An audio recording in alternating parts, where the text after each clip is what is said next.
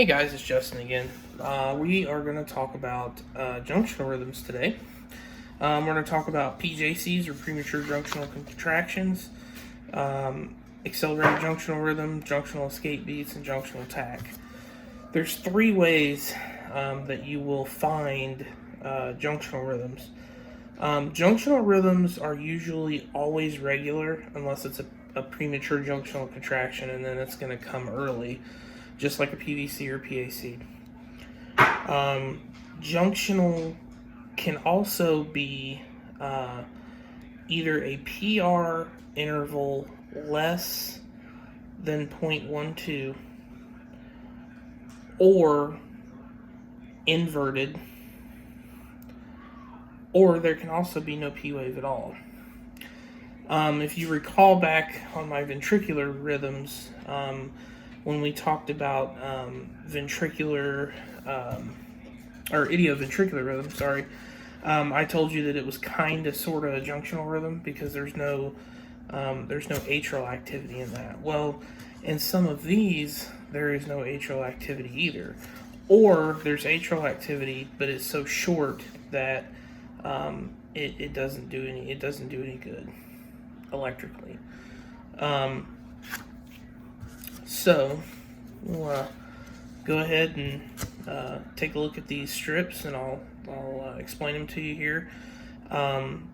As always, if you have any questions, just post them in the comments. It's pretty simple. We've got premature junctional contractions, or PJCs. Okay. Again, this is going to be, if you are interpreting this rhythm, remember that anything that is premature, PVCs, PACs, PVCs, you don't call it just PJC, PVC, PAC. There's always an underlying rhythm to it. So this rhythm is sinus with PJCs, okay? And you can either average this one out, or you can do the 1500 rule because it's pretty regular. I would say that's got about a 75 rate. Your PR is going to be about 0.20. Your QRS is going to be 0.08. I can already see that one. I didn't tighten these up again, damn it. I always forget to do that before I do these videos, man. Okay, 0.08. All right. So that's just a PJC. That's all that is. And you can see it comes earlier than the rest of the beats. Okay. And there's another one at the end here.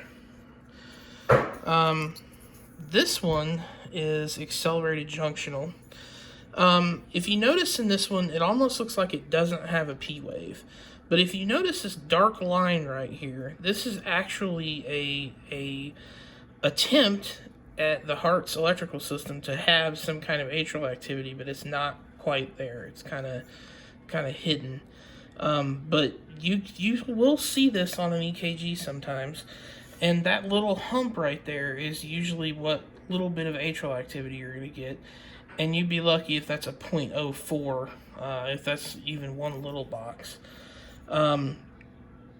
So that's what that looks like if it's up there. This is accelerated. Bonus points on if anybody can tell me why this is called accelerated junctional rhythm. And it has a rate of 1500 divided by 24. Let's do that real quick because I suck at math. That's 62. So this heart rate on this is 62. So tell me why, if this heart rate is 62, and when we're talking about sinus brady and sinus rhythm, why 62 would be considered accelerated on a junctional rhythm? That is your assignment. And I will give you a hint. It has something to do with the junctions of the heart. Okay. This is a junctional escape rhythm. This is a very bradycardic rhythm.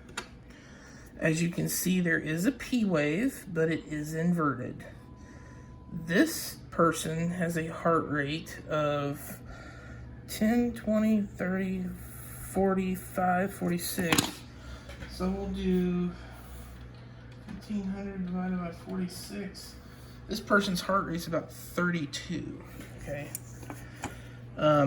As you can see, this does have a P wave, but it is inverted.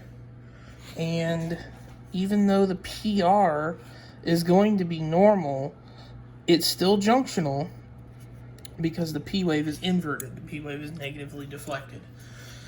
There's a little bit of ST depression and T wave inversion here. And like I said, you can definitely tell this is a slow rhythm. And that is junctional escape. You can also just call this junctional too.